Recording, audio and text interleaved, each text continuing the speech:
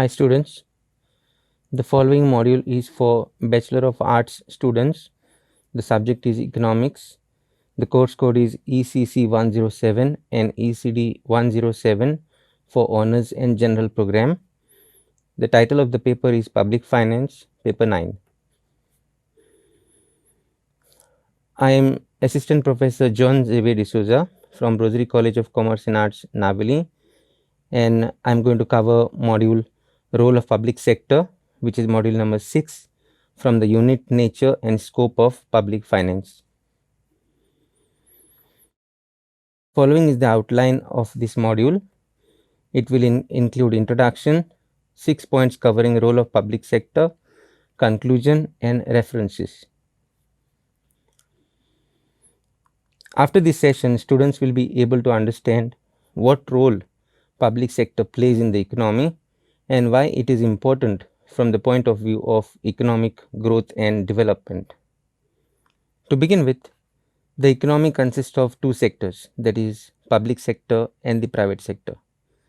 The public sector is the one where there is full government control, whereas on the other side, private sector is that sector of the economy which is totally controlled by the private enterprises and private individuals. There is no government control over the private sector. The Indian economy follows a mixed economy where both the sectors, that is the public sector and the private sector, are present. The following is the role of public sector. The first point is generation of employment. A large number of people are employed in the public sector.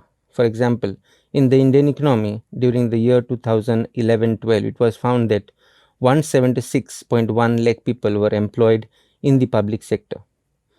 Employment is generated in two ways. Firstly, in the government administration, that is defense, provision of services like health, education, etc.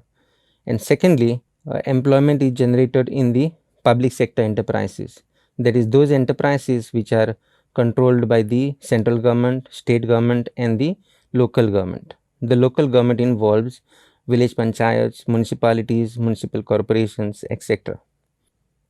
The second point is infrastructure development.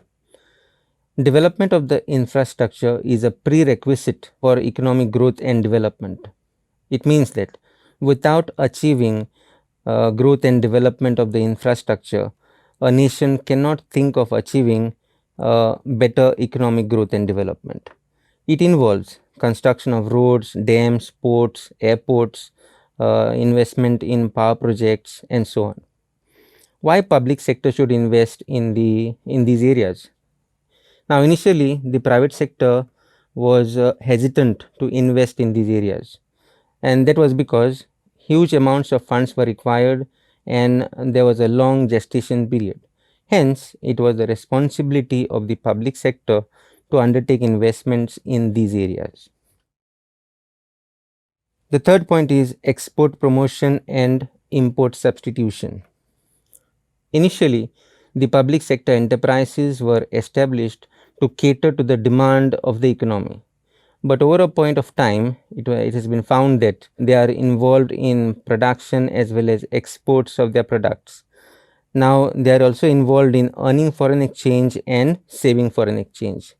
The various public sector enterprises which are involved in these areas or in these activities are State Trading Corporation, Minerals and Metals Trading Corporation, Bharat Electronics, Hindustan Steel, Hindustan Antibiotics, Indian Drugs and Pharmaceuticals Limited, and so on. The public sector enterprises in India, they are classified by the government into Navratnas, Mini Ratnas and Maharatnas. Based on their earnings, based on their profitability or based on the success in their business, and they have been given financial autonomy as well as powers to expand. The fourth point is correction of market imperfections. Whenever there are market imperfections, the government tries to intervene in the market and tries to rectify or correct these market imperfections. For example, in India, the government has been trying to control the growth of monopolies.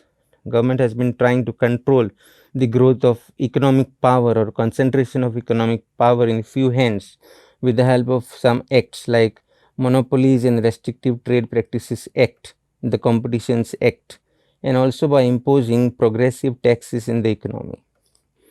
Similarly, whenever there is underproduction of food grains or agricultural commodities, the government has been trying to provide these commodities at reasonable prices to the people living in the economy.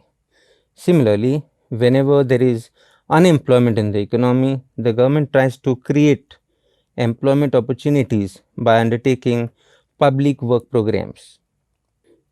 The fifth point is achieving balanced regional development. In any economy, regions can be broadly classified into developed regions and less developed regions. Similarly, the states also can be classified as developed states and less developed states. Now, what is the difference between the two?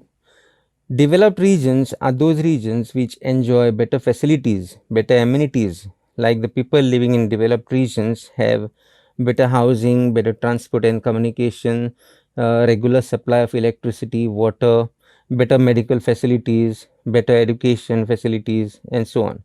The same facilities or amenities may not be there in the less developed regions. Under these circumstances, it is the responsibility of the government and the public sector to undertake investments in the backward regions or in the less developed regions so that they also develop. And hence, it has been found that in the Indian economy, the public sector has been trying to establish companies in the less developed regions. The government is undertaking infrastructure development works in the less developed regions. Similarly, the government is providing tax holidays, tax concessions for those entrepreneurs, for those enterprises and companies uh, uh, who are coming up or who want to establish their companies in the less developed regions. This has been done so that the people living in the less developed regions get an opportunity to seek employment, they get jobs, they start earning income, they start saving, and also they improve their standard of living. The next point is achieving a strong industrial base. It is the responsibility of the public sector to invest and develop the key industries. These key industries can also be referred as the basic industries. For example, iron and steel, fertilizers, chemicals, oil and natural gas, etc. They are called key industries because unless and until you develop these industries, the other industries in the private sector, the consumer goods industries, the small scale industries, cottage industries cannot develop. The development of those industries depends on the establishment and success of these key industries or basic industries. To conclude, the public sector plays a very special role as far as the Indian economy is concerned, because the Indian economy is facing two major problems, that is poverty and unemployment.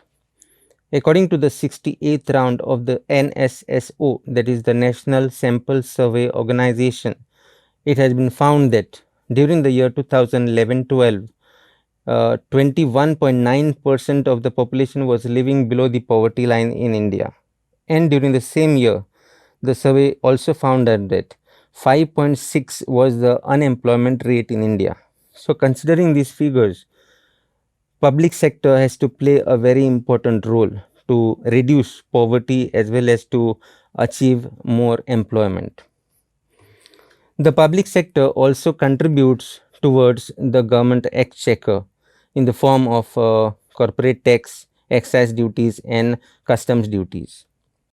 The profits of the various public sector enterprises can be utilized by the government to undertake various welfare programs, to provide unemployment benefits, old age pensions, benefits at a time of sickness, benefits at a time of accident, and so on. At present, it has been found that the government of India is planning to provide unemployment benefits for those workers who are likely to be unemployed due to coronavirus pandemic. It will be done through Atal Bima Vyakti Kalyan Yojana. It will be provided to those workers who have subscribed to employee state insurance scheme. Hence, we can conclude that the public sector is very crucial and it plays a very important role in the economy.